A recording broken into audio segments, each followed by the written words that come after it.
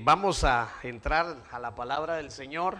Siempre tomamos la reverencia, el respeto que se merece la instrucción a la palabra, ¿verdad? Eso es algo que nos caracteriza acá en este lugar, y donde le hemos anunciado que siempre que viene el tiempo de la palabra, pues desconectarse de su Facebook, de su WhatsApp, llamadas telefónicas, mensajes, no distraerse, no estar platicando con nadie, ¿verdad? Es parte de la reverencia que se merece la palabra del Señor. Así que le invitamos a mantener siempre ese cuidado. Por allá están pasando ahorita los niños, creo que los van a atender allá en su respectiva área, para que nosotros estemos más cómodos los adultos acá escuchando la palabra del Señor. Mientras los hermanos se entregan allá a sus niños, cierre sus ojos conmigo y vamos a elevar una oración para que el Señor nos hable. Señor, nos acercamos delante de ti en esta hermosa noche que tú nos regalas, Señor, para poder oír también tu voz en medio, Señor, de todas las voces que hay en la atmósfera, en el mundo, en medio de nosotros, Señor. Hoy nos interesa oír tu voz, tu palabra, Señor, porque tú sigues hablando, no has dejado de hablar, has venido hablando, Señor, a todas las generaciones, Señor, y no has cesado de enviar tu palabra. Por lo cual, Señor, esta noche pedimos en este lugar que hables a nuestras vidas, Señor. Háblanos, usa tu palabra, Señor, usa mi vida, Señor, como un vaso de barro para poder enviar tu palabra al pueblo, Señor. La palabra que tú, Señor, crees, Padre, que es la correcta, la necesaria para cada una de las vidas. Derrámala con revelación en medio de nosotros en este tiempo. En el nombre de Jesús oramos, Señor, dándote a ti siempre la gloria y la honra. Amén y amén. Muy bien. Entonces, el día de ayer estuvimos hablando acerca de la plomada de Dios. Hoy le pedí al Señor si hablábamos otra vez al respecto de eso, porque quedó algo pendiente, pero el Señor me inquietó a que habláramos de acuerdo al tema que tratamos el día domingo. Usted se recordará, los que estuvieron el día domingo, el Señor nos habló acerca de una cita en Jeremías, y yo le puse así los dos males, ¿verdad? Y le puse dos palitos ahí porque es en la segunda parte de ese mensaje del día domingo.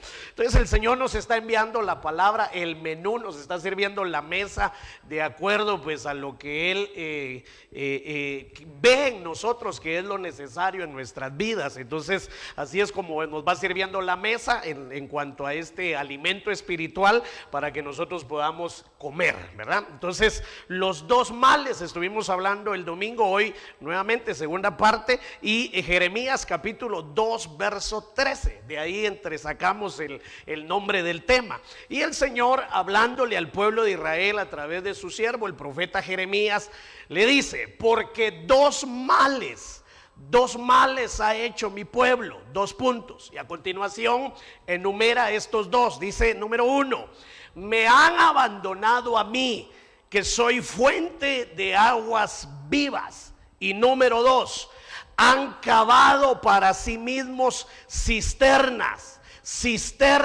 agrietadas que no retienen el agua. Estos son los dos males, los más terribles, los peores que el pueblo de Israel está cometiendo en ese momento, y que a raíz de esos dos males les vienen serias consecuencias, porque usted recordará que estamos a la altura del capítulo 1, 2 y 3, donde el Señor está hablándole al pueblo de Israel acerca de que se vuelva a Él. Por ejemplo, dice, si tus pecados fueren rojos, fueren negros, y les empieza a decir, ahora dice, venid y estemos a cuentas, y viene el Señor hablándole en todos los versículos anteriores al pueblo para que se vuelva al Señor.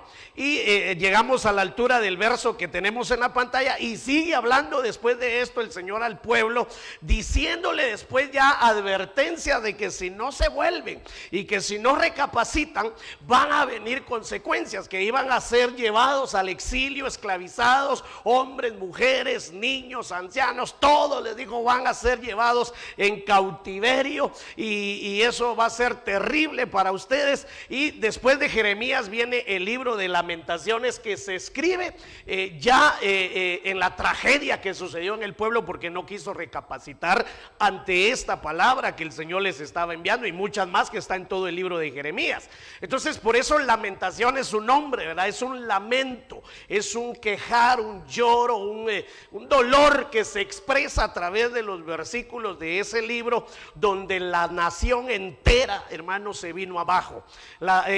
Cuando algunos comentaristas dicen que cuando Jeremías escribe Lamentaciones, él está presenciando el escenario donde un día estuvo el pueblo del Señor, donde un día estuvieron las edificaciones, y que ahora solo quedan cenizas y está humeando todavía de aquella gran masacre que acaba de suceder ahí, y es el lloro, el lamento que hay en ese libro.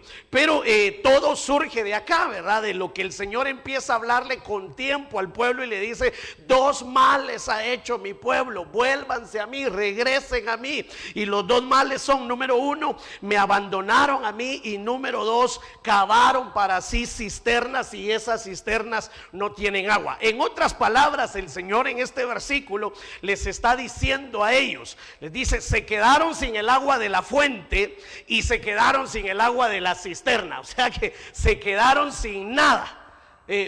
Ellos pensaron que cavando sus cisternas iban a tener todo el tiempo su agua, pero se dieron cuenta al final de que no tenían ni agua de la fuente ni agua de sus propias cisternas, ni una cosa ni la otra. Se quedaron absolutamente sin nada. Esas fueron las consecuencias que vinieron de no recapacitar. Entonces, los dos males que cometió el pueblo. Ahora, eso pues se sigue repitiendo en nuestros días, los dos males que sigue practicando el pueblo del Señor en este tiempo. Y el día domingo yo le presentaba más o menos este diagrama que hice de Jeremías 2:13. Los dos males, el Señor se está refiriendo a que cortaron la comunión con Él, se apartaron de Él. Le hablé al respecto el día domingo con otros versículos. Pusimos el ejemplo del hijo pródigo, pero no hablamos de él, sino del hijo que se quedó en la casa, porque a pesar de que no se fue y se quedó en la casa con el padre,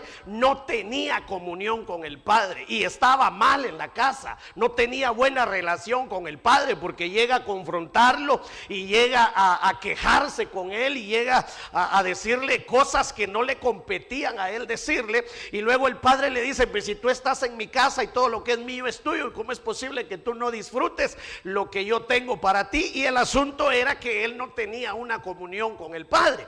Entonces los dos males es esto: la comunión. Perdieron la comunión, y esa comunión la perdieron con la fuente de vida, la fuente de poder, la fuente de aguas vivas que dice Jeremías 2:13. Ahora, aplicando esto a nuestra realidad, esa fuente es la palabra del Señor y la oración.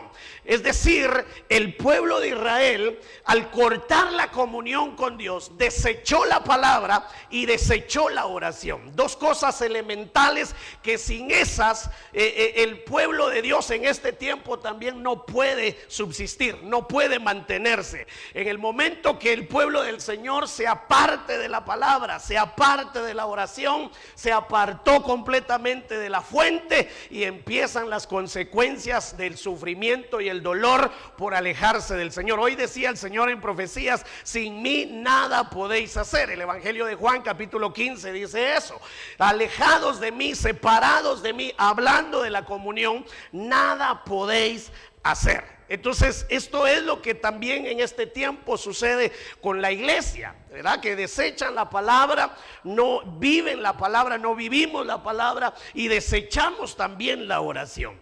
Entonces yo quisiera hablar de la oración esta noche. De ahí quisiera partir con el tema y compartirle algunos versículos que encontré en Corintios, que el Señor puso en mi corazón en la segunda carta a los Corintios. Y bueno, son varios versículos, pero quisiera que uno por uno le fuéramos prestando atención, por lo menos a la lectura, para llegar al punto esencial del tema. Segunda de Corintios capítulo 3 y verso número 13, en la versión Las Américas, dice: No somos como Moisés. Mire el ejemplo, la comparación. No somos como Moisés, porque Moisés se cubría la cara con un velo para que el pueblo de Israel no pudiera ver la gloria, aun cuando esa gloria estaba destinada a desvanecerse. El apóstol Pablo está tratando un tema muy interesante acá, y es el tema de la transformación y la gloria del Señor, pero para eso trae como ejemplo lo que sucedió con Moisés en el antiguo pacto. Y dice, ahora nosotros, haciendo la comparación, nosotros ya no somos como esa generación del antiguo pacto, ya no somos como Moisés, porque sucedía que cuando Moisés subía al monte, subía a las alturas para encontrarse con el Señor, al descender nuevamente hacia el pueblo, dice que se cubría su rostro con un velo para que el pueblo de Israel no pudiera ver la gloria en su rostro. Es decir, que cuando Dios quería comunicarle algo a Moisés, cuando quería tener un acercamiento con Moisés, una comunión con Moisés, llamaba a Moisés para que subiera a lo más alto del monte, y allá en las alturas él se encontraba con Dios y conversaba con Dios. Pero en esa comunión que Moisés tenía con Dios, algo sucedía en la vida de Moisés y en su rostro, porque dice la Biblia que su rostro resplandecía después de haber pasado él horas en la presencia del Señor. O sea que de alguna manera en esa comunión, en ese tiempo que él pasaba con el Señor, su rostro era transformado. La gloria del Señor se impregnaba en la vida y en el cuerpo de Moisés. Entonces cuando Moisés descendía nuevamente a reunirse con el pueblo, él se cubría con un velo para que no pudieran ver la gloria de Dios. Y ahí dice la Biblia, aunque esa gloria era temporal, sin embargo se cubría para que el pueblo no la viera. O sea que el pueblo no tenía acceso a esa gloria, era únicamente el líder, en este caso Moisés o el sumo sacerdote más adelante, el único que tenía acceso a tener comunión con esa gloria. Ahora, cuando había esa comunión con esa gloria en los líderes que tenían ese privilegio de acercarse, algo sucedía en ellos, una transformación, porque había un contacto directo con Dios, cosa que el pueblo de Israel no podía disfrutar. Entonces eso es lo que el apóstol Pablo está explicando acá. Pero luego, esto que sucedió allá, por eso dicen, no somos como Moisés, aunque esa gloria también era la gloria de Dios, no es la misma gloria que ahora el Señor está manifestando sobre nosotros. ¿Por qué? Porque nosotros estamos en un nuevo pacto, y dice la Biblia que este nuevo pacto tiene mejores promesas, y si tiene mejores promesas, la gloria postrera es mayor que la primera. Aleluya. Entonces hay una gloria mayor que no es la misma que está hablando aquí de Moisés. Entonces, sin embargo, Moisés la cuidaba con un velo, tenía que cubrirse, porque el pueblo no era en ese momento llamado a disfrutar de esa gloria. Mas nosotros en este tiempo hemos sido llamados a disfrutar de la gloria del Señor. Muy bien. Entonces, en el verso siguiente dice, miren, pues entonces empieza a aplicarlo, ¿verdad? Trae el ejemplo del antiguo pacto y empieza a aplicarlo al presente de la iglesia de Corinto, pero es el presente nuestro también. Pero la mente de ellos se endureció. Está hablando de un grupo de personas que ya hubo una transición de pacto. Ya no estamos bajo el antiguo pacto. Dice, estamos en el nuevo pacto. La gloria es mejor, las promesas son mejores. Pero hay un grupo de personas que tienen la mente endurecida, se les ha endurecido la mente. Y dice, y hasta el día de hoy, cada vez que se lee el antiguo pacto, el mismo velo les cubre la mente para que no puedan entender la verdad. Entonces ahí hay un problema serio, porque ya hubo un cambio de pacto, ya hubo un cambio de tiempo, ya hubo un cambio de gloria, pero resulta que hay un grupo de personas que se han endurecido en sus pensamientos, y que cada vez que siguen leyendo la palabra de Dios, y sobre todo pues el antiguo pacto, dice que el mismo velo que cubría la gloria que estaba en el rostro de Moisés es el mismo velo que ahora les cubre ahora a ellos su entendimiento, para que no puedan comprender la verdad. O sea que están privados de la verdad porque siguen teniendo un velo sobre sus ojos, sobre su entendimiento, para no poder ver la verdad de Cristo Jesús. Entonces, solo para adelantarle algo, este velo del que está hablando aquí el apóstol Pablo, esto lo podemos interpretar nosotros como el velo de la religiosidad.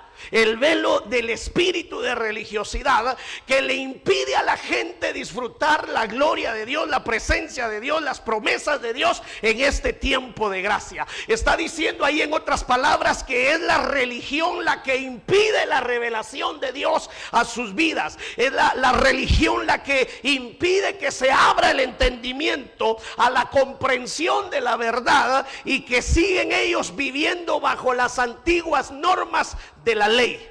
Entonces es la religión lo que está tratando de dar a entender aquí el apóstol Pablo, que impide la transformación en esas personas. Que el tiempo cambió, que la dispensación cambió, pero que esas personas siguen sin mostrar cambios, siguen siendo las mismas personas. Se quedaron atrapadas en la religión y nunca salieron de ese estado, y hasta el día de hoy dice que su mente está endurecida. Entonces ese velo es la religión, ese espíritu fuerte que a muchos les impide disfrutar de la gloria que el Señor está derramando y la gloria que viene por delante. Entonces dice, el mismo velo les cubre la mente para que no puedan entender la verdad. Y este velo, mire eso que dice al final, este velo de religión, este velo puede quitarse solamente al creer en Cristo Jesús. Aleluya. Entonces esto es lo que nosotros vemos en los evangelios, y sobre todo al final, cuando llegamos a la crucifixión de nuestro Señor. Dice la Biblia, en todos los detalles que se narran, que uno de los acontecimientos importantes que se dieron, sobre todo adentro del templo, es que el velo que cubría o que separaba el lugar santo del lugar santísimo se rompió por la mitad, se abrió, y ya no hay más obstáculo para poder entrar al lugar santísimo. Y lo impresionante de la Biblia es que dice que ese velo se rompió de arriba hacia abajo. Es decir, vino la orden de arriba por medio del sacrificio de Cristo y rompió ese velo, para que ahora no solamente el sumo sacerdote o el ministro pueda entrar hasta el lugar santísimo, no, sino que ahora todo aquel nacido de nuevo pueda entrar a ese precioso lugar. Pero este velo que sigue presente de una forma como religión en algunas personas, dice que solo puede quitarse al creer en Cristo Jesús. Solo por medio de Cristo, la fe puesta en Cristo. Solo Cristo nos saca de toda religión. Entonces siga leyendo conmigo, porque no me quiero detener en estos versículos. Solo quiero introducir ahí el tema con lo que el apóstol Pablo enseña acá. Entonces dice el verso 15: efectivamente, incluso hoy en día, cuando leen los escritos de Moisés, tienen el corazón cubierto con ese velo y no comprenden la palabra. Entonces, mire lo que está sucediendo acá. Un grupo de personas que tienen cerrado su entendimiento ante la palabra, no entienden la palabra. Y si no entienden la palabra, no pueden vivir la palabra, no pueden practicar la palabra. O sea que ellos están privados, están limitados de uno de los pilares que nosotros vemos en Jeremías, que es la fuente de agua viva, la palabra del Señor. No se les revela la palabra. No tienen revelación de la palabra, porque el corazón está cubierto con ese velo. Vuelvo a repetirle, el velo de la religiosidad. Que se oyen mensajes, se predica la palabra, se enseña, pero muchas veces no se entiende el mensaje, no se vive la palabra. ¿Es por qué? Porque el corazón está cubierto con ese velo. Bueno, siga conmigo, los otros dos versos que siguen a continuación. Dice: pero cuando alguien, mire, cuando alguien se vuelve al Señor, aleluya, cuando alguien viene al Señor, pero no un volverse nada más así a distancia, sino cuando alguien tiene comunión con el Señor, el velo es quitado, aleluya. O sea que al venir al Señor, al acercarse, entre más nos acercamos al Señor, más se desvanece ese velo. El velo es quitado. Verso 17. Pues el Señor es el Espíritu, y el Espíritu es el que da vida. Aleluya. Pues el Señor es el Espíritu, y donde está el Espíritu del Señor, allí hay libertad. Aleluya. ¿Cuántos creen que el Espíritu del Señor está aquí? Porque si el Espíritu del Señor está aquí, entonces hay libertad en medio de nosotros. Aleluya. Entonces, donde está el Espíritu del Señor. Entonces la religión no maneja espíritu, pero aquí dice el Señor es el Espíritu, y donde está el Espíritu allí hay libertad. Pero para que se manifieste el Espíritu tiene que ser quitado ese velo. Es impresionante, hermano, seguir viendo los síntomas de la religiosidad en medio de este tiempo. Gente que no quiere desprenderse de la religión. Gente que quiere seguir atada a la religiosidad. Se penetró tanto en el corazón la religión, hermano, que hay mucha gente que está confundida y cree estar viviendo el evangelio. A quienes ya nos quitaron ese velo, podemos ver, mire esto por favor. Aquí hay una señal bien interesante. Vamos a ver, regreso acá. ¿Dónde era? El 18, ¿verdad? Mire esto que dice aquí la Biblia. Podemos ver, número uno, si ya nos quitaron ese velo, tienen que haber señales. Y la primera señal es que ahora podemos ver, número uno. Número dos, podemos reflejar también. Si ya nos quitaron el velo, si el velo sigue puesto, no podemos ver ni podemos reflejar.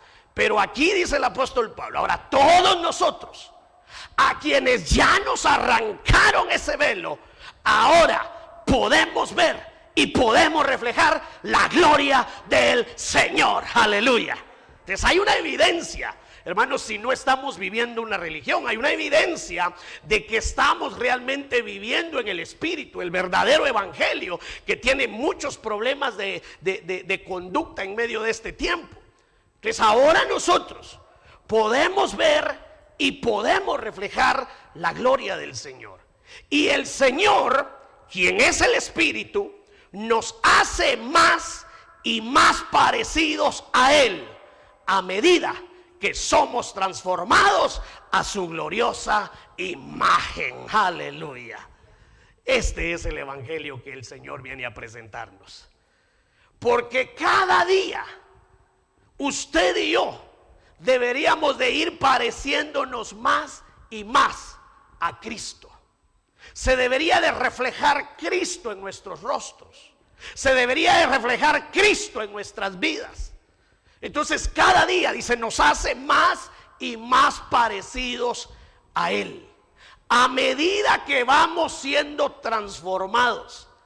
Es decir, si nosotros todavía tenemos el velo puesto, no podemos ver ni podemos reflejar la gloria del Señor. ¿Qué es lo que reflejamos? Entonces ayúdeme a hacer práctica la enseñanza. Mire al que está a su lado a ver qué es lo que refleja. Porque todos reflejamos algo, hermano. Todos tenemos un reflejo. Yo creo, no le puse aquí, no sé si es las Américas, la que tengo aquí en la pantalla, pero si no estoy mal, Reina Valera 60 dice que somos como espejos. Espejos donde viene la gloria de Dios y se refleja la gloria de Dios. Ahora, ¿qué estamos reflejando nosotros? ¿Qué es lo que la gente ve? Mire, si nos ve como un espejo, ¿qué ve la gente en nosotros? ¿Qué reflejamos a las personas? Reflejamos amargura, reflejamos orgullo. ¿Qué reflejamos a los demás, a los que están a nuestro alrededor? Porque aquí dice que si a nosotros nos quitaron el velo, lo primero es ver, y lo segundo es, después de ver, ahora reflejo. ¿A quién reflejo? Al quien yo me parezco. ¿Y quién dice? Yo me parezco cada día más y más a Él. En la medida que voy siendo transformado. Esa palabra transformado ahí también es metamorfosis, un cambio sin retroceso, un cambio que solo va hacia adelante y nunca retrocede. Cambió y no puede volver a ser la misma persona. Esa es la transformación del Espíritu Santo. Esa es la transformación que nos ofrece el Evangelio. Cambiar nuestro estilo de vida, cambiar lo que hemos sido y provocar que cada uno de nosotros nos parezcamos a Cristo. Esa es nuestra meta, esa es nuestra tarea, que seamos transformados. Ahora, la única forma de ver, reflejar la gloria de Dios y de ser transformados, como dice acá, es teniendo comunión con el Señor. Si no hay comunión con el Señor, seguiremos siendo las mismas personas, con la única diferencia que ahora llevamos una Biblia en la mano y asistimos a una iglesia, pero no van a haber cambios en nosotros. Y el objetivo es que seamos transformados. ¿Cuántos desean ser transformados por la gloria del Señor? Ahora, para ser transformados, yo necesito ver la gloria de Dios. Al ver la gloria de Dios, esa gloria me tiene que empezar a transformar. Pero eso solo se da en la comunión, a la medida que el velo es quitado. Entonces necesitamos nosotros avanzar a eso. Bueno, yo no me quiero detener ahí porque ya llevo más de 20 minutos. Hebreos capítulo 10, verso 22. Entendiendo todo eso, ahora dice el escritor de Hebreos: acerquémonos, no estemos de lejos. Acerquémonos al Señor. Entre más podamos, acércate más al Señor. No te alejes, no te distancies, no te separes. Acércate, dice, acerquémonos al Señor con un corazón sincero, ¿verdad? Con el deseo de ver y reflejar la gloria de Dios, en plena certidumbre de fe, purificado los corazones de mala conciencia y lavado. Ve, lo sigue. Y aquí la oración, la otra fuente. Pero tú, cuando ores, entra en tu aposento. En los versos anteriores, los discípulos le piden al Señor: enséñanos a orar. Juan le enseñó a sus discípulos a orar. Enséñanos tú, porque yo le parafraseo, porque ya te vimos que tú oras y que cuando tú oras pasan cosas, haces milagros, sanas enfermos, haces prodigios. Entonces enséñanos a orar. No nos enseñes a multiplicar el pan, no nos enseñes a multiplicar los peces, mejor enséñanos a orar. Entonces les empieza a desarrollar el Padre Nuestro, pero luego dice acá, dentro de la misma enseñanza: pero tú cuando ores, entra en tu aposento. Aquí está hablando de un tipo de oración, porque hay varios tipos de oración, pero aquí creo que podríamos decirlo de esta forma: está hablando de la oración más importante, que es la oración de comunión con el Señor. Entra en tu aposento. Y cuando hayas cerrado la puerta, es decir, entra y cierra la puerta, está hablando solo. Tienes que estar a solas con Dios. Ya no hay ningún velo que te estorbe para entrar. No hay ninguna excusa que pueda validar el no entrar a la presencia del Señor. Entra, cierra la puerta, ora a tu Padre que está. Y mire, yo resalté acá con un poquito más fuerte la tinta de la letra. Dice: ora a tu Padre que está, ¿dónde dice? En secreto. Oh, interesante esa palabra, en secreto. Ora a tu Padre que está en secreto. Por eso está hablando de un tipo de oración, la oración del secreto. Ora a tu Padre en lo secreto. No te está diciendo ahí llévate a toda tu familia, llévate a todos los hermanos. No, no, no. Ahí está diciendo: tú ve, enciérrate y ora a tu Padre que está en lo secreto. Y tu Padre que ve en lo secreto te recompensará. Otro asunto: Primero está en el secreto y luego ve en lo secreto. Dos cosas. Primero, Él está en el secreto. Segundo, Él ve en lo secreto. O sea, Él ve todo, pues Él ve afuera también. Pero hay algo que le interesa más y es lo secreto. A Él le interesa también lo que está pasando afuera. Pero lo que más le interesa es ver lo que sucede en lo secreto.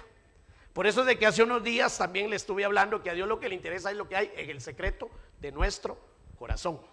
Lo de afuera no.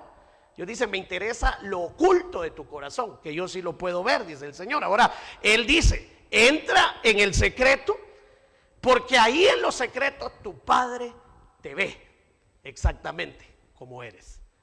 Y ahí te recompensará. Muy bien, está hablando de la oración de comunión, que no existe en muchas iglesias, que no existe en muchos creyentes. La oración de lo secreto, de la intimidad. ¿Sabía usted que la mayoría de problemas que nosotros tenemos y que no le encontramos solución es por la falta de oración? ¿Sabía usted que la mayoría de conductas inaceptables que nosotros tenemos, inadecuadas, como por ejemplo soberbia, desobediencia, rebeldía, es a consecuencia de que no estamos en el secreto del Señor? ¿Sabía usted que nuestra carne anda viva y a la defensiva para cualquier situación porque no estamos en el secreto del Señor? ¿Sabía usted que el corazón se mantiene amargado y lleno de ira y con deseos de venganza porque no se pasa tiempo en el secreto con el Señor? ¿Sabía usted que los pleitos, las contiendas, las disensiones y las divisiones vienen porque no estamos en el secreto del Señor? Todas esas conductas, todos esos comportamientos que nosotros manifestamos, que son obras de la carne, manifestaciones de la carne, vienen como consecuencia de que no estamos en comunión con Dios. La falta de comunión con Dios nos hace tener actitudes, hermanos, que no son agradables delante de Dios. ¿Sabía usted que el desánimo que muchas veces viene al creyente es a consecuencia de que no va al secreto con el Padre? Por eso hay creyentes desanimados, creyentes que se vuelven atrás, creyentes que no tienen fuerza, creyentes que no pueden servirle al Señor, que no tienen gozo, que no tienen paz, porque no pasan en el secreto con el Señor. Entonces, entendiendo un poco estos versículos, estaba ahí teniendo un pensamiento y entonces dije yo, al final reflejamos aquello con lo que tenemos intimidad. Si tenemos intimidad o comunión con Dios, vamos a reflejar la gloria. Pero si yo tengo comunión con otras cosas que no sea el Señor, eso es lo que voy a reflejar. No sé si me logró captar eso. O sea que usted y yo reflejamos todo aquello con lo que tenemos comunión en lo secreto. Entonces, ¿con quién tenemos comunión? Porque esa es nuestra conducta. Esos son nuestros hábitos cuando no estamos en el secreto del Señor. Entonces, el secreto, dice. Ahora, el punto es cómo entramos al secreto. Porque él aquí dice, bueno, cuando ores es bien sencillo, ¿verdad? Para hacer esto, entra a tu aposento y cierra la puerta. Y debes de entender que ahí tu Padre está en secreto y tu Padre te ve en lo secreto y Él te va a recompensar, pero hasta ahí se queda. ¿Cómo realmente entramos en el secreto del Señor? Pero quiero presentarle algo más acá acerca de esa palabra secreto. La palabra secreto viene del original cripto, que es algo escondido, privado, oculto, interior.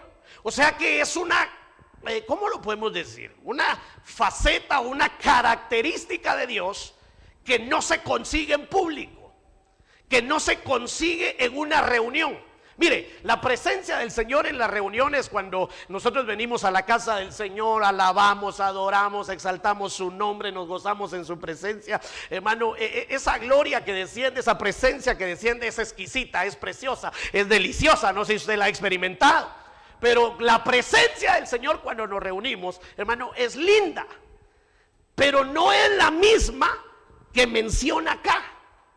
Porque aquí dice que esa manifestación gloriosa únicamente se da en ese lugar, que es lo escondido, lo oculto.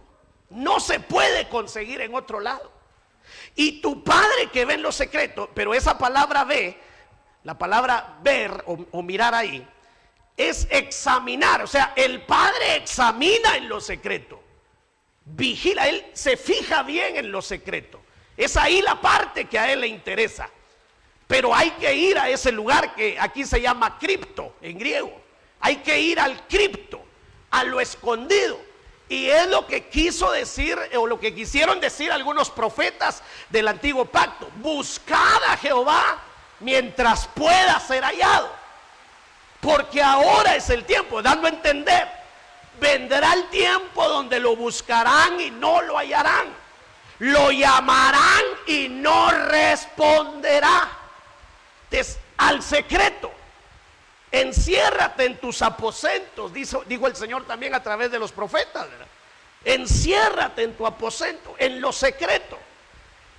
Esto era lo que habían abandonado los israelitas cuando Jeremías está hablando de parte del Señor.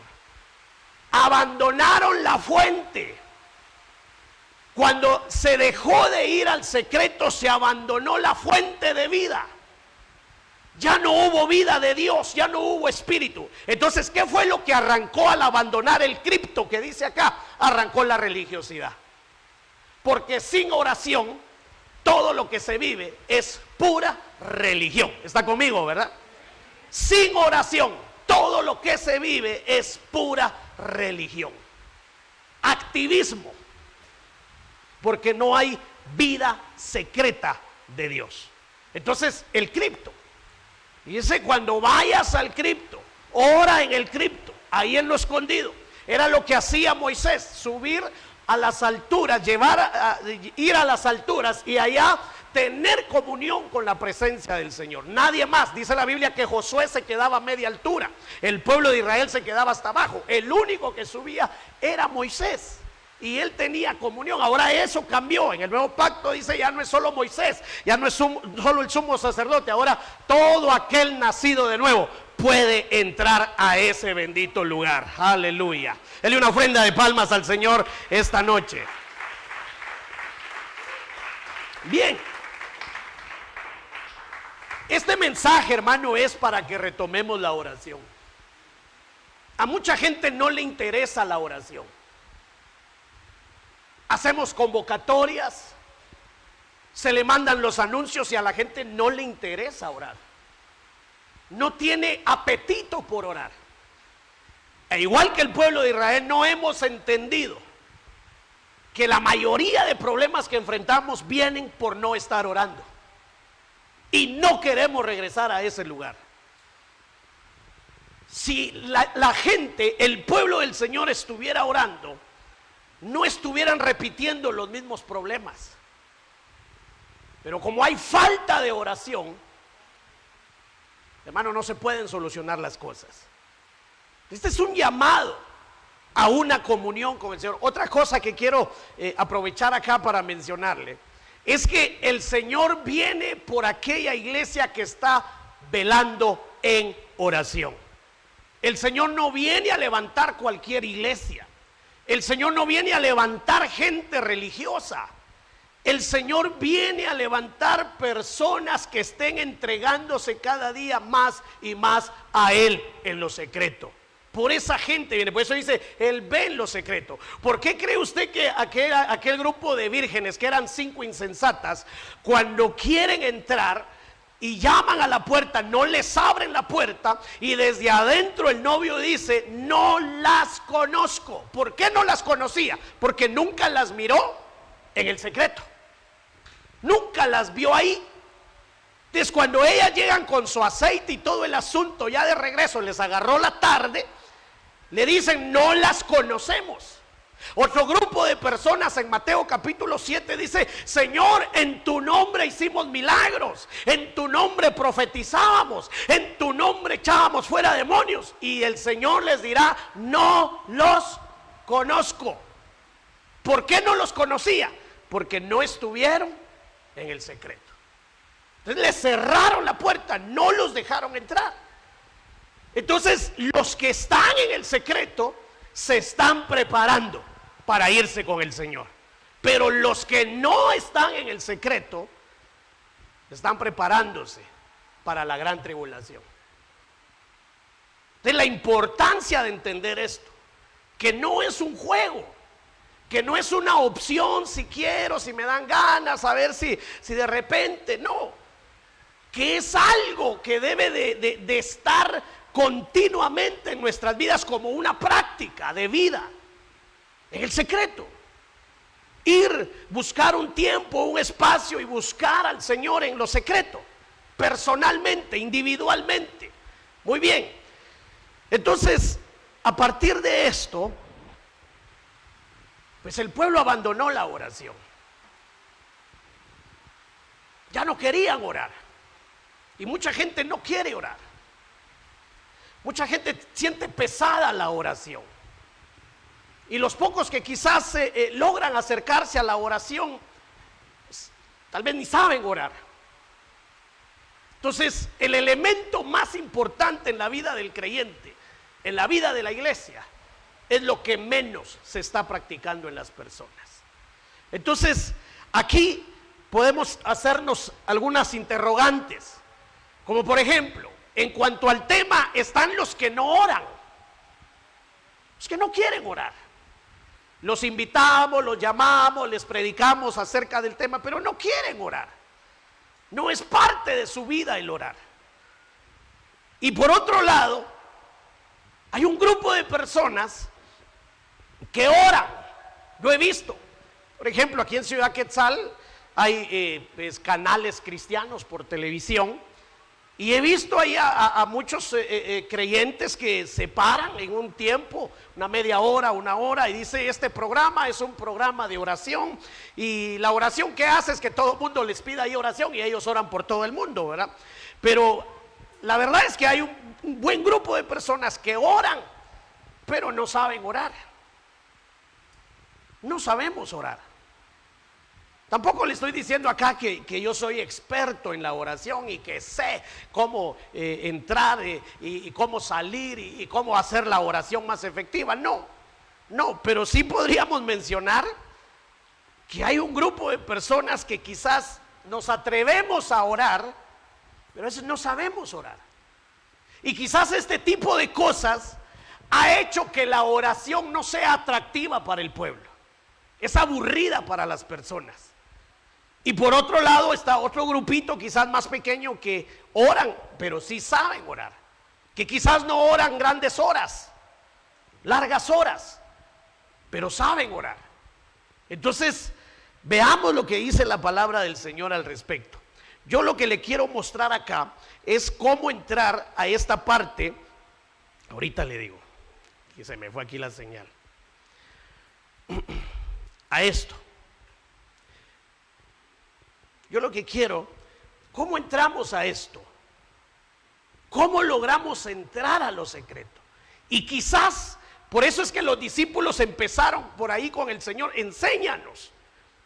Porque en las iglesias practicamos oración, decimos que llamamos al pueblo a que oremos, a que vayamos al campo de la oración, pero no nos enseñan cómo orar, cómo entrar, qué hacer.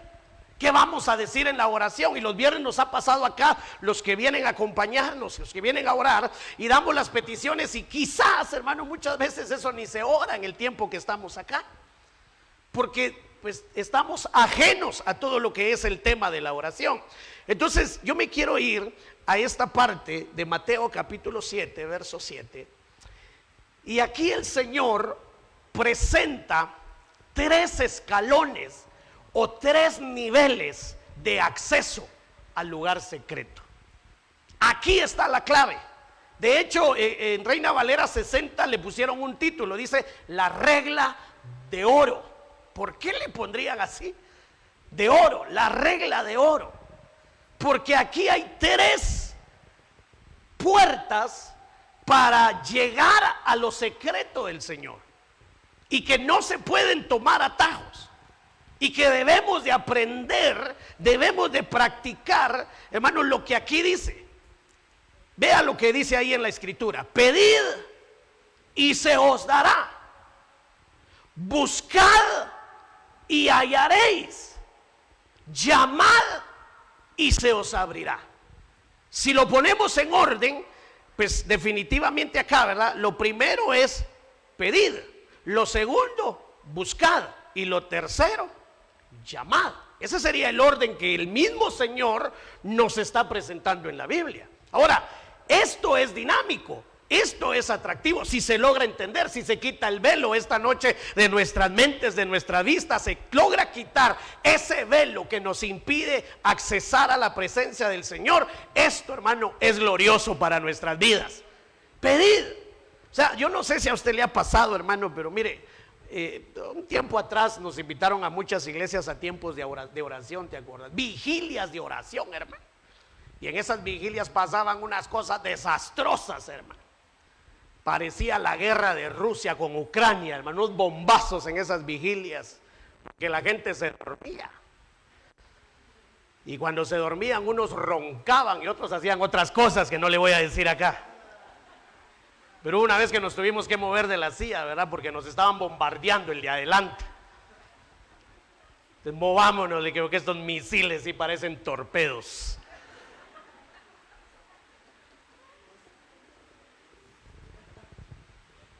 Pero llegando a todos esos lugares a orar, desde que uno, hermano, ponía el pie en la puerta, mire, un ambiente que uno no quería entrar. Uno miraba, hermano, una oración tan aburrida que uno decía, no, yo me quiero regresar. Y uno miraba, son las 7 de la noche y aquí hay que salir hasta las 12 de la noche. 5 horas supuestamente orando. Y le entrábamos, Señor, ayúdanos en el nombre de hermano. Esas 5 horas eran las más desesperantes en la oración. Largos tiempos de oración, donde sabe cuál era la frustración más grande en nuestros corazones. No habían resultados. Creíamos que entre más tiempo orábamos, más respuestas íbamos a tener, y nada. La puerta cerrada, frustrados. Y cada vez que iba a llegar esa fecha de esos tiempos de oración, hermano, no queríamos que llegara ese tiempo. Habían lugares donde la gente a dormir se iba. Había tiempos de oración, hermano, donde la gente platicando así en la calle, tomando café con pan, platicando, parecía velorio esa cosa. Entonces, dígame usted, ¿qué atractiva va a ser la oración para la iglesia de esa forma? Ver gente durmiéndose. Habían unos que hasta soñaban, hermano, en la silla y como que pataleaban así.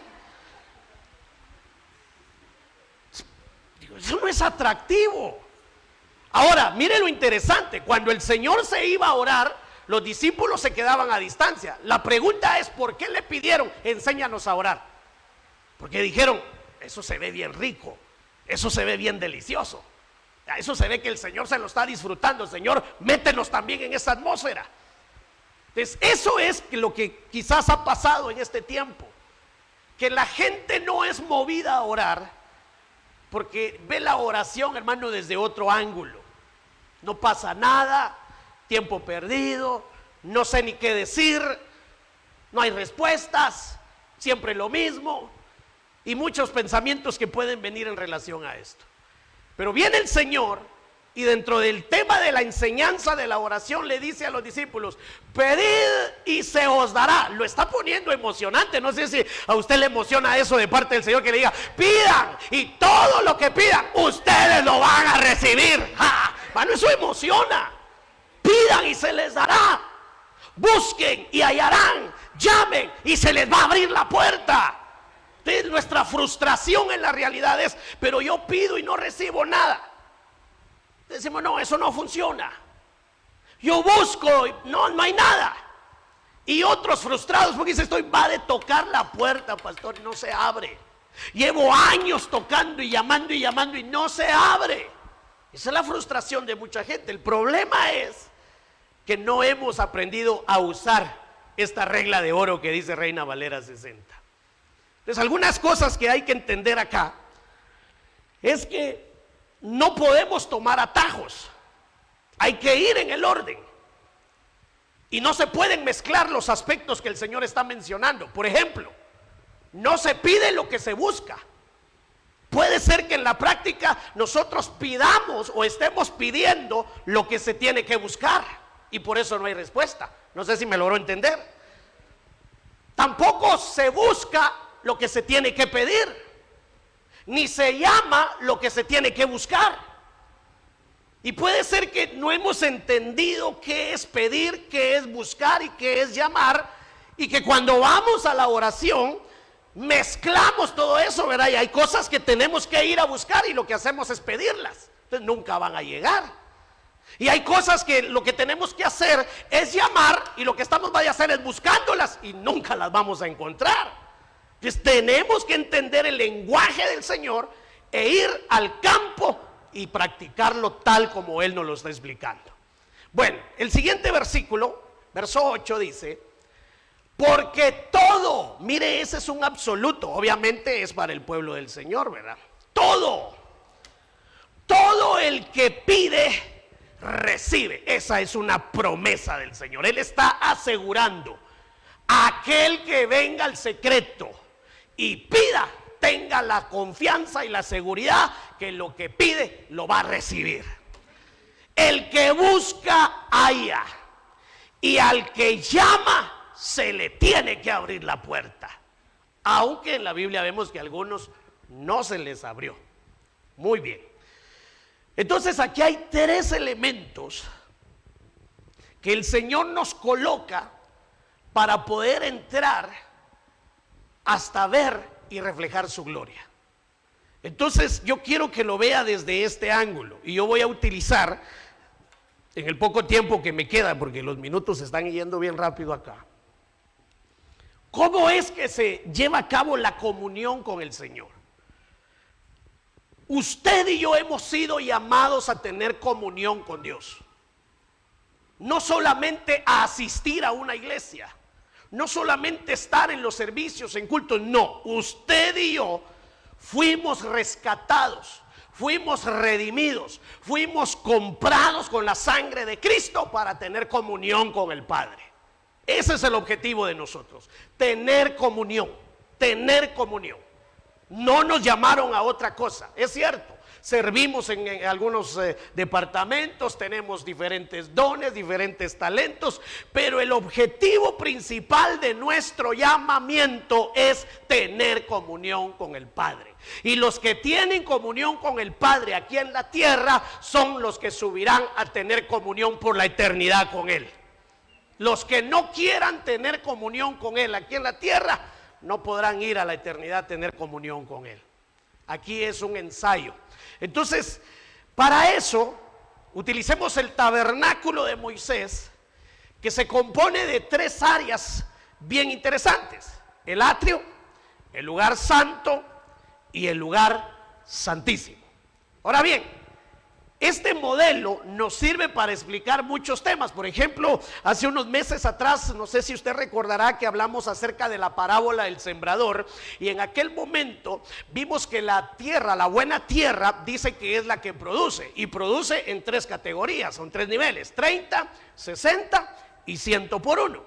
En aquel momento utilizamos también esta gráfica y dijimos, la buena tierra es la que ya entró acá, ya entró al tabernáculo. Entonces el 30% está en el atrio, el 60% en el lugar santísimo, y el 100, en el lugar santo, y el 100 en el lugar santísimo. Eso en relación a los que entienden la palabra y dan fruto de la palabra. En esa ocasión utilizamos esa gráfica para esto. Ahora yo la quiero utilizar poniendo otros ejemplos también, pero en base a lo que el Señor enseña en Mateo 7, 7 y 8. Entonces ve acá, perdón, mire esto. En el atrio, el pedir.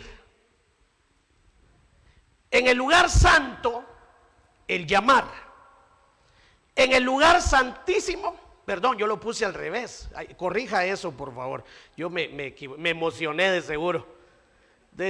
Solo corrija ahí, cambie de ubicación si está tomando nota. Y si toma foto, mejor no la tome así como está esto. Es al revés, ¿verdad? Me equivoqué ahí. Bueno, en el lugar santo es buscar. Y en el lugar santísimo, llamar. Esos son los niveles que el Señor puso. El camino, ese es el camino para llegar a lo secreto de Dios. Otra vez, no hay atajos. No me puedo ir de una vez al lugar santo, no. Y si me voy al lugar santísimo y no paso por el atrio, no. Ese es el camino. No hay otro camino. Y esa es otra de las cosas que nos puede estar sucediendo al buscar al Señor. Que no queremos pasar por el atrio ni el lugar santo y queremos irnos de una vez hasta el lugar santísimo. Y no se puede, dice el Señor. Sí, mire pues, no se puede llamar, perdón, o buscar, ¿verdad? Me está confundiendo mi gráfica. No se puede buscar si no se ha aprendido a pedir. No se puede llamar si no se ha aprendido a buscar. Primero se aprende a pedir para que entonces funcione el llamar. Es decir, el primero habilita al segundo y el segundo habilita al tercero. No se puede, hermano, evadir. Entonces, a aquellos que les interesa tener comunión con Dios, este es el camino para llegar a ese lugar. Ahí está la clave. Entonces, nuevamente le repito esto, perdónenme. Fuimos llamados a tener comunión con Dios, no a otra cosa, hermanos. Así que comunión con Dios, a buscar de Dios, porque el tiempo se está terminando. De un momento a otro esto revienta y nos vamos de esta tierra. No sé si oyó las noticias últimamente, terremoto en Japón, terremoto en México y una serie de situaciones que la NASA descubrió que esos terremotos no sé qué cosa, que no sé qué cuánto, y está seria la situación. Y alguien podrá decir, pues terremotos siempre han habido, pero no como están habiendo ahora. Son señales de que esto está a punto de terminar. De un momento a otro esto se acaba. Y los que no están teniendo comunión con Dios van a tener que apretarse bien los cinturones y enfrentarse al tiempo difícil que viene, porque si no logran irse con el Señor. Nuestro objetivo acá es prepararlo para que se vaya, sacarlo de la religión, sacarlo de la comodidad. Y aunque muchas veces, perdóneme, algunos días es que usted me regaña cuando está, perdóneme, hermano, si a veces usted lo ve así, pero si lo ve como un regaño también, qué bueno, pero el interés es que usted despierte y no se quede en esta tierra, se vaya con el Señor. Porque dice la Biblia en Hebreos que nosotros los ministros tendremos que ir a dar cuentas por usted. Y que cuando yo me presente delante del Señor, hermano, yo quiero salir aprobado y decir, Señor, les dije, los regañé, les conté chistes, me reí con ellos, los abracé, les dije a las buenas, le dije a las malas, Señor, mi compromiso ya lo saldé. La responsabilidad será suya. Pero mi intención es que cuando suene esa trompeta, aparezcamos allá. Y que allá, si el Señor nos permite conocernos, digamos, valió la pena, pastor, valió la pena, porque ya estamos aquí, aleluya. Así que este es el camino. Si usted no practica esto, déjeme ser un poco más puntual. Si usted no practica esto, de aquí en adelante, no esté esperando oír esa trompeta final. Porque esto que le estoy mostrando acá, es el hisopo. Ayer hablábamos del hisopo, pero este sí es el hisopo que limpia los oídos.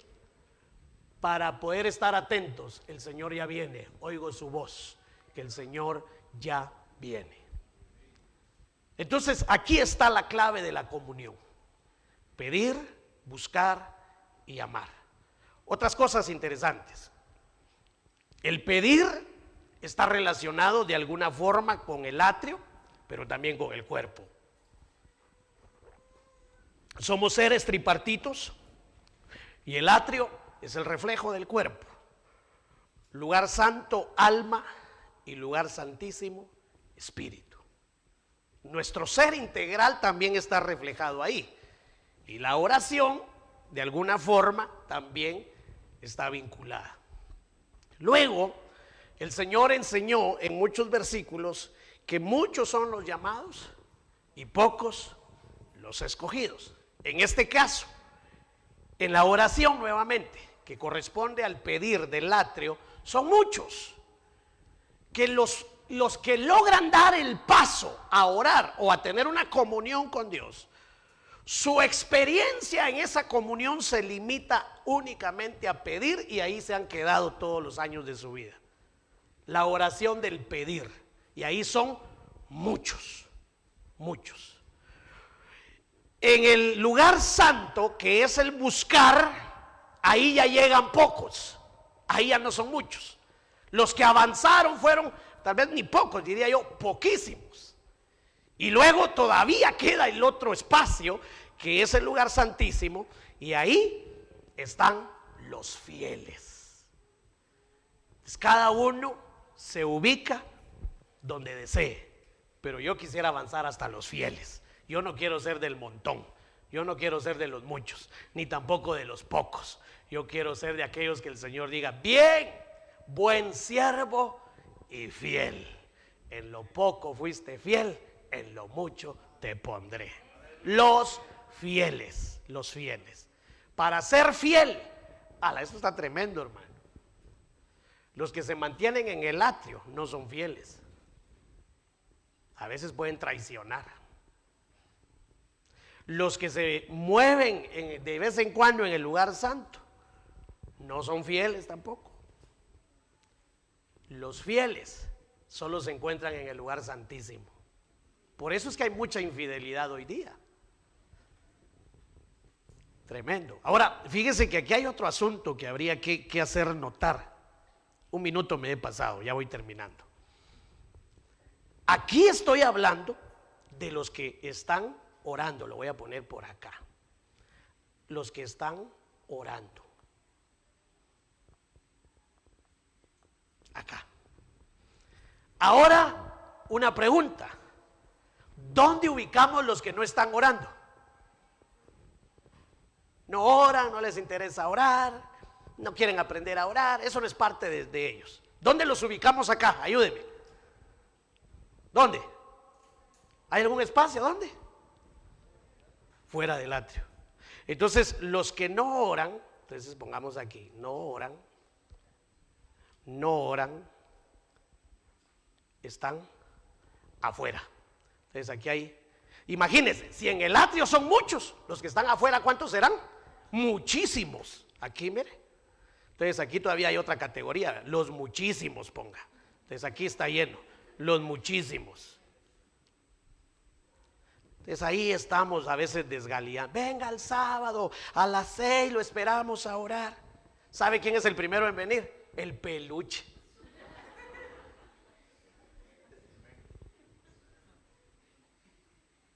¿Y los demás?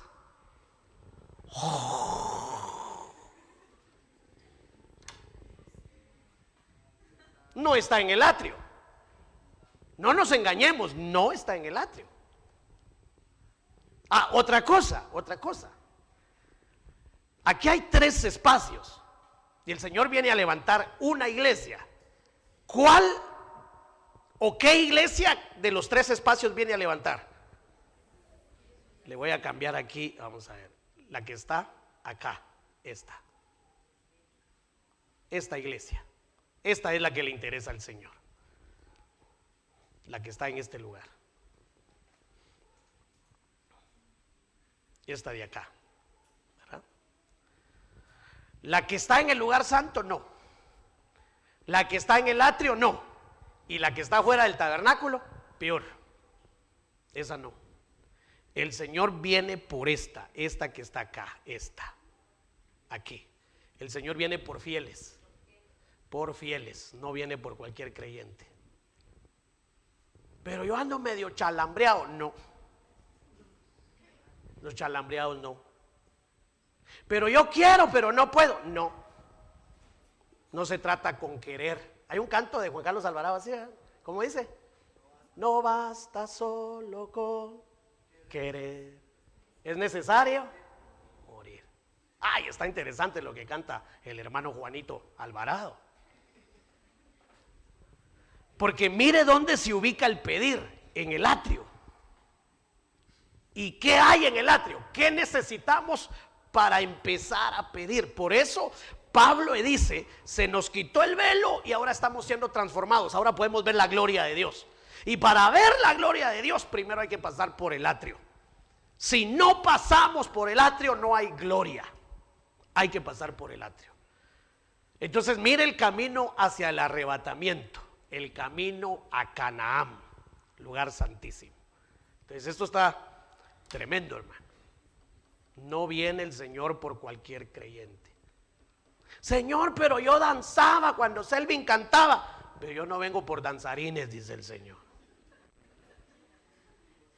Pero yo decía, cuando decía grito de júbilo, no vengo por gritones, dice el Señor. Aunque no le estoy diciendo que ni dance ni grite, ¿verdad? Pero eso no nos califica para ser candidatos.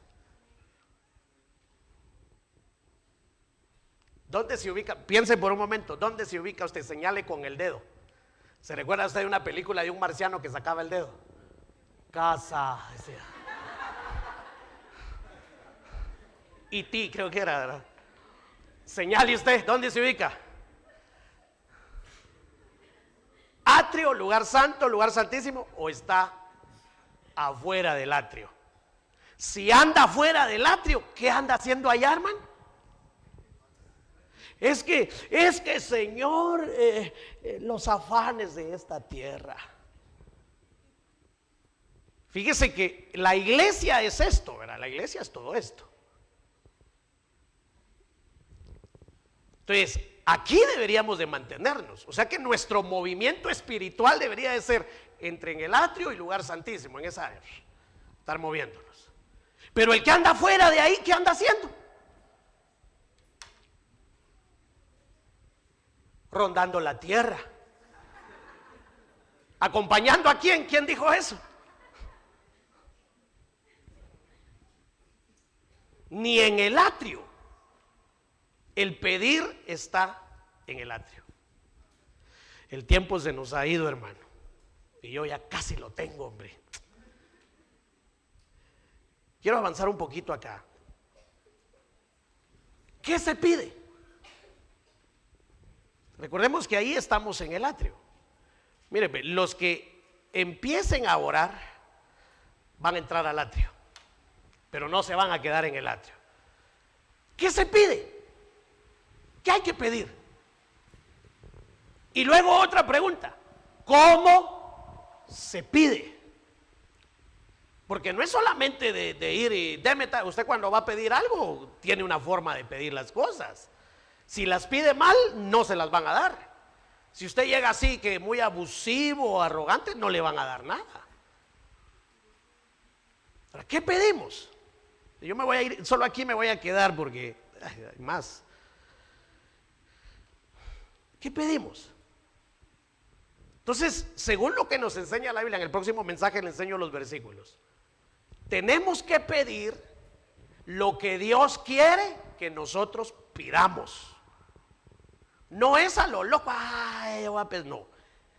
Tenemos que pedir lo que Dios quiere que nosotros pidamos. Ahora, la otra pregunta: ¿y qué es lo que Dios quiere que yo pida? Entonces dijo el Señor, o uno de los apóstoles dijo: algunos piden y no reciben, pero piden. Está tremendo. Yo quisiera avanzar, el tiempo se nos ha ido. Solo quiero regresar acá y resaltarle algo con esta figura, y ahí creo que me voy a ir quedando. Si nos ayudan, hermanos, porque si no me voy a pasar mucho tiempo y está amenazando la lluvia. Pero lo quiero dejar con esto. En el próximo servicio seguimos con esta enseñanza. Para pedir, para entrar al atrio, se va a requerir de algo, hermano. De algo donde acabo de tratar un tema de eso. El Señor nos permitió hablar de eso. Y creo que es una de las debilidades nuestras. En el atrio se necesita un poquito de humildad para pedir. ¿Qué hay en el atrio? Se lo voy a poner acá. Hay muerte.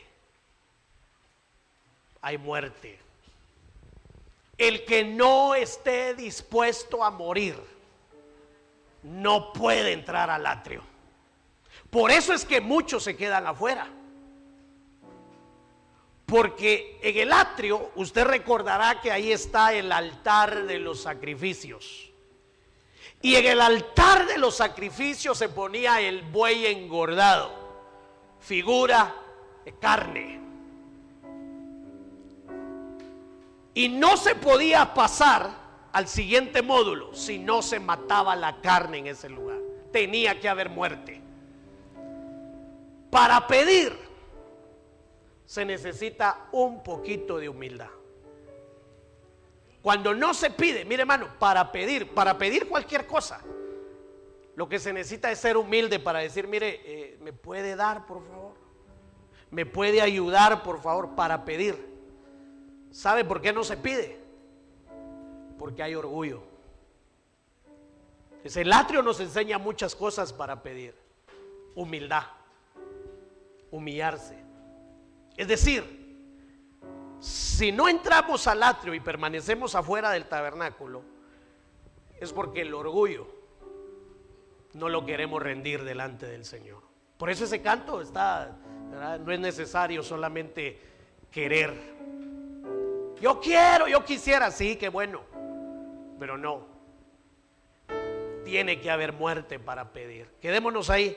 Yo le voy a seguir enseñando esto en el próximo servicio, pero lo que quiero exhortarle es: no se quede afuera, empiece a entrar al atrio. No queda mucho tiempo y tenemos que avanzar al lugar santo. Y por último, quedarnos en el lugar santísimo esperando la venida del Señor. Póngase de pie, por favor.